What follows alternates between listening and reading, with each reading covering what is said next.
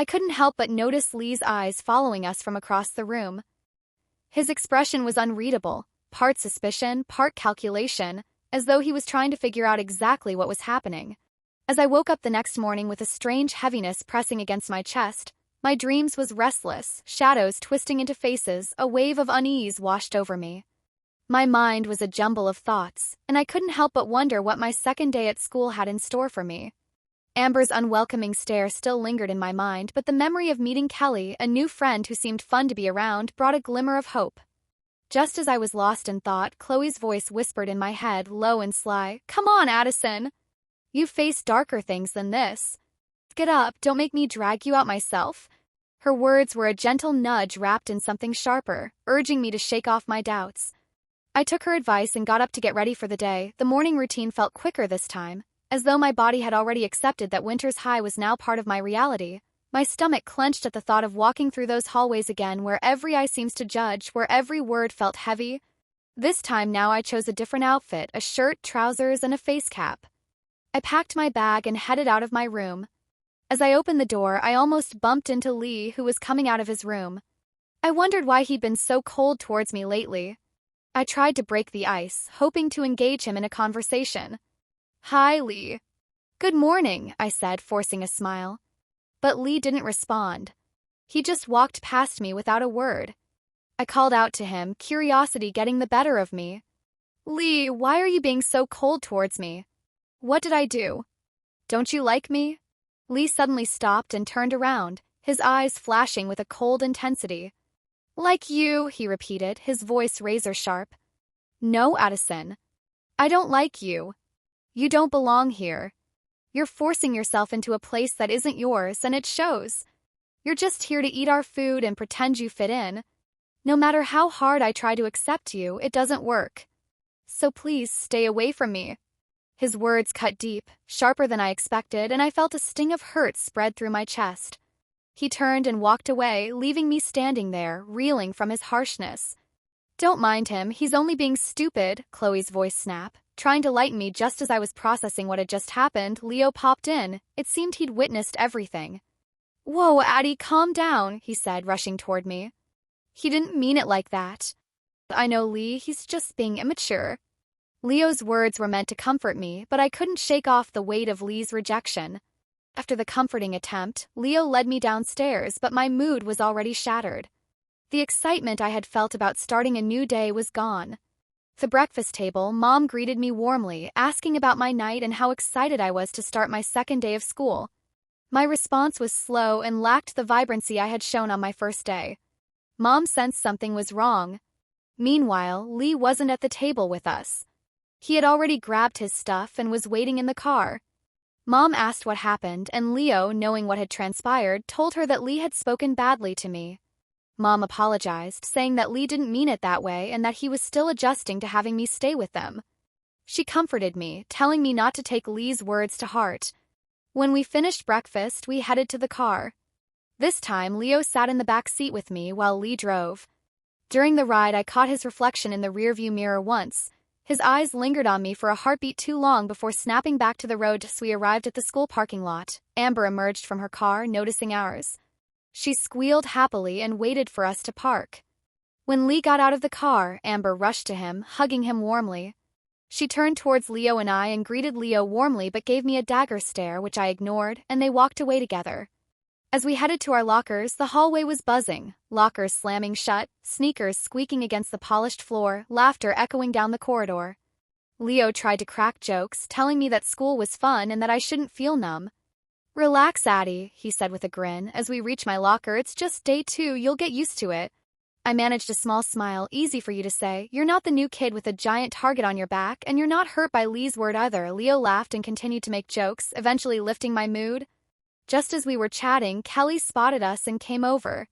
She greeted Leo and me, mentioning that she didn't know I was friends with the Zachary family. Leo quickly corrected her, saying that I was his sister. And with that, he turned to leave, adding to his shoulders, "Take care of her for me, she's the only one I've got," before walking away.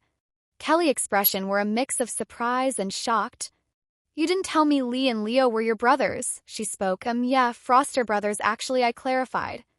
Oh, she nodded. As we walked to our class, we chatted, laughed, and joked, and before long it was time for class. Teacher came in and we settled into our lesson. For the first period, I felt pressed and the need to use the restroom came over me. Probably to clear my head too. I told Kelly I'd be right back and headed to the restroom. Through relieving myself, I washed my hands using my hand towel to wipe off the water. I stood at the mirror, staring at my reflection, lost in thought. The fluorescent lights above hummed softly, the smell of disinfectant heavy in the air. I wondered how my life had been changing since joining the Zachary family and attending Winters High School. My mind was a jumble of emotions and questions about my place in this new world.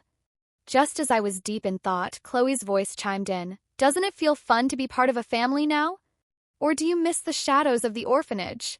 Her tone was teasing but underlined with menace.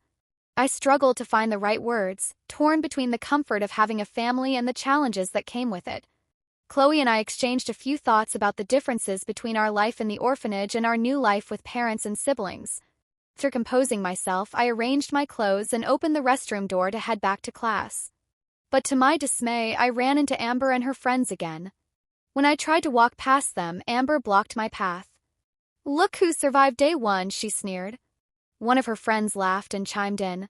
The poor orphan thinks she can fit into Winters High, making the rest of them laugh at the jab. Then Amber added, leaning in close enough for only me to hear, "Yeah, she only escaped the orphanage, thinking she'd catch the Zachary's attention. But you know what? You don't belong here." Amber's words were laced with venom, piercing straight into me and stirring up Chloe's fury. Chloe hissed in my head, darker this time. "Say the word, Addison, and I'll tear her apart for you." I clenched my fists, fighting to keep my cool. I didn't say a word, trying to calm myself down. Then I looked at Amber and said, "I might not belong here, but at least they came for me." I didn't throw myself at them like a red-haired cheap slut, begging for one of the Zachary boys' attention. But I know someday I'll belong here. With that, I walked away, leaving Amber and her friends behind in stunned silence. As my footsteps faded down the corridor, Chloe's voice snapped in my head, sharp and suddenly playful. "You would have let me give her a little hug, Addie." I felt a small, errant smile twitch at the corner of my mouth. "Chill, Chloe. She's too small for us," I replied, trying to keep my tone light. "I know," Chloe muttered, hot and vibrant with anger. "That's why I want to give her a little hug. Who does she think she is? Always acting high and mighty, pacing around with two dogs she calls friends." I pressed my palms into my pockets, forcing myself to breathe. "Come on, Chloe. We're in school, remember the rules. No hurting innocent people." "Fuck that crap, Addie. Does she look innocent to you?" Chloe hissed, every syllable threaded with something darker. I was too engrossed in the back and forth to notice Kelly step up beside me until she spoke, soft and worried. Are you okay, Addie?" Her voice jolted me back and I blinked, startled. Sure I am," I lied quickly, forcing a laugh that sounded thinner than I meant it to. Kelly's brow furrowed, concern lingering in her eyes. "You looked like you were talking to someone." I swallowed. Over the years I'd learned to hide the worst of Chloe from everyone, how she wanted to take over, to peel back my skin and show what lurked beneath. It hadn't always worked. Not at first. But I'd grown better. I'd learned rules, boundaries. I'd learned how to keep the darker things in check. "Just thinking," I said, keeping my voice steady. "School stuff." Kelly smiled, still unsettled but willing to let it go. "Right. Well, if you ever need anything." "Thanks," I said, meaning it. We walked back toward class together. The chatter around us swelled, the mundane noise a protective blanket that made Chloe pace the edges of my thoughts like an eager, caged animal.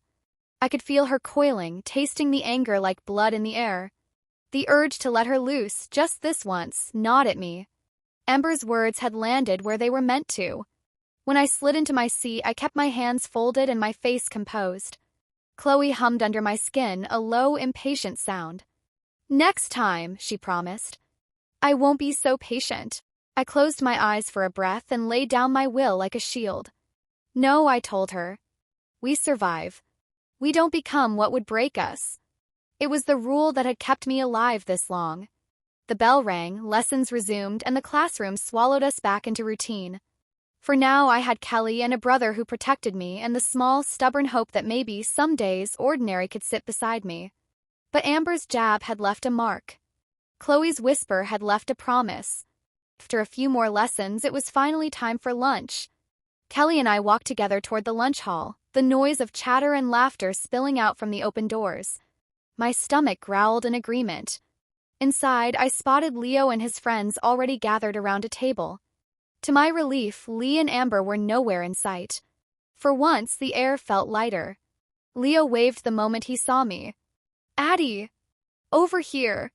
I smiled faintly, following Kelly as we made our way to the table. True to his caring nature, Leo had already ordered food for me, waffles and fries with a drink on the side. He slid the tray toward me the second I sat down. "Eat up, sis. You'll need energy to survive the rest of this place," he teased with a grin. I let out a small laugh. "Thanks, Leo. You're really spoiling me." As I started eating, the group dove into easy conversation, jokes, random stories, playful arguments. I found myself laughing more than I expected. For the first time, I felt almost normal. But then Leo leaned closer, his eyes gleaming with mischief. "Hey, Addie, quick question. You ever been to an underground street fight before?" My fork paused midway to my mouth. My heart skipped. If only he knew. But I couldn't exactly blurt out that I was the very fighter they were probably talking about. Chloe, the fighter I became when no one was watching. I forced a casual smile. No. Not really." "Why?" Leo chuckled knowingly, like he'd expected that answer. "Man, you're missing out. There's this secret spot we sneak off to sometimes, without Mom and Dad finding out, of course. The crowd, the adrenaline, the fighters, it's insane." I raised a brow, feigning mild interest. "And you sneak out to watch that?" "Hell yeah," he said with a proud grin. Then his voice dropped just slightly, filled with admiration. "And there's this one girl. Chloe." My chest tightened instantly, but I kept my face neutral. "She's crazy good, Addie. I mean, she fights like she was born for it. Never lost a single match. Everyone loves her. The way she moves, the way she knocks her opponents down, it's wild. You've got to see her in action." Kelly leaned in, curious. "Seriously? A girl fighter? And she always wins?" Leo nodded eagerly. "Always. And tonight," he glanced around the table before lowering his voice. "There's another fight happening. You're coming with us, Addie. No excuses. You have to meet Chloe." I blinked, pretending to hesitate while my heart raced. Meet Chloe? I was Chloe. They only knew. I don't know, Leo. Is that even safe?" He laughed, waving my concern off. "Relax. I'll be there, you'll be fine. Trust me, you're going to love it." I forced a smile, pushing down the storm of emotions swirling inside me. If only he knew just how close he already was to the fighter he idolized. Kelly's eyes widened in excitement, practically bouncing in her seat. "Underground fights? No way. I have to see that. There's no chance I'm missing it." Danny, sitting behind her, tapped her shoulder with a grin. "Trust me, Kelly, you're going to love it. Once you see the crowd and the energy, you'll get hooked." Kelly clasped her hands dramatically. "Hooked? I'm already obsessed and I haven't even been there yet. Count me in." Everyone burst out laughing. The mood was light, playful, almost too easy. I joined in, smiling faintly, though deep inside I was struggling to keep myself composed. Leo, Kelly, Danny, JJ, they all talked like this was just harmless fun, something new to try. None of them knew the weight it carried for me. None of them knew I was the girl Leo idolized. We kept chatting like that until lunch ended, the conversations tumbling over each other, jokes, teases, light-hearted plans. By the time the bell rang, the group was buzzing with anticipation. The rest of the day passed in a blur of classes. I kept my head down, trying to focus, but Chloe's voice hummed faintly in my mind every so often, like a restless drumbeat. By evening, we were back home. Our parents came in later, bringing with them the warm chaos of family life. There was dinner, laughter, small conversations. For a moment, it felt normal again. Then everyone retired to their rooms. But Leo and I had already planned otherwise. Later that night, when the house was finally quiet, Leo, Lee, and I slipped out into the night, careful not to make a sound. Cool air hit me as we crept toward the car parked by the curb. Lee's voice broke the silence the moment he noticed me. What is she doing here? He shot Leo a sharp glare. This is supposed to be just us. Leo shrugged casually. She's coming with us. No. Lee's tone was firm, almost commanding. She's too young for this kind of stuff. She needs to sleep and be ready for tomorrow. This is not her scene. I stayed quiet, gripping my jacket tighter around me. Leo rolled his eyes, exasperated. Oh, come on, Lee. If Addie's too young, then what about Amber? Isn't she right around her age, too? Don't pretend like she doesn't watch that as well. Lee stiffened, caught off guard. That's different. No, it's not, Leo cut him off. If Amber can go, so can Addie. Stop acting like you get to decide everything. Tension hung in the air for a moment, thick and sharp. Finally, Lee groaned and threw his hands up. Fine. But don't say I didn't warn you. Leo smirked victoriously. Relax, man. She'll be fine. With that, he drove off into the night. The underground fights were alive by the time we arrived. Music, shouts, and the roar of the crowd pulsed through the air, the heavy bass vibrating beneath our feet. The moment we entered, a few of their friends spotted us, waving excitedly. Leo! Lee! Addie, they shouted, pulling us into the sea of bodies. Everyone seemed glad to see me, especially Kelly, everyone except Amber. The second her eyes landed on me, her face twisted with annoyance. She crossed her arms and looked away, her anger practically radiating across the room. I swallowed back a sigh. Of course she wasn't happy. Inside my head, Chloe's voice whispered darkly. You know we don't have time for her nonsense tonight. We've got a fight coming. Don't slip up. I know, I answered silently, keeping my face neutral. I just need to figure out how to split myself without them noticing. We settled into the seats, though there was an unspoken division. Leo, Kelly, and I sat together on one side, the easy chatter still flowing between us. Across from us, Amber, Lee, Danny, and JJ clustered together, their conversation animated but carrying a different energy. The atmosphere was electric. Chants, cheers, and sudden roars erupted with every knockout in the ring. Sweat, smoke, and raw adrenaline filled the air, wrapping around us like a living thing. Time ticked away in a haze of noise and flashing lights until the announcer called out the next few matches. My heart dropped when I realized only 1 hour left before Chloe was up. Inside my head, the storm raged louder. We need to go. We can't sit here much longer, Chloe snapped. I know, I thought, my fingers tightening into fists under the table. I need to find a way out. Fast. On the outside, I forced myself to laugh lightly at something Kelly said, but inside I was already planning my escape. After minutes of battling with myself, my heartbeat heavy in my ears, Chloe's voice buzzing in the back of my head, I finally exhaled and turned to Leo. I think I need to go home, I said quietly. Leo frowned, confusion flashing across his face. Now? Addie, come on. Chloe's almost up. I pressed my hand against my stomach, forcing a weak smile. I really can't stay. I'm not feeling well. Serious cramps. I just need to lie down. Leo's expression softened, though reluctance still lingered in his eyes. You always choose the worst timing, he sighed, running a hand through his hair. Fine, I'll take you home. Before I could respond, Kelly leaned across, concern etched into her face. Don't worry, Leo, I'll take her. You don't have to miss the fight. I'll make sure she gets home safe. Leo shook his head firmly.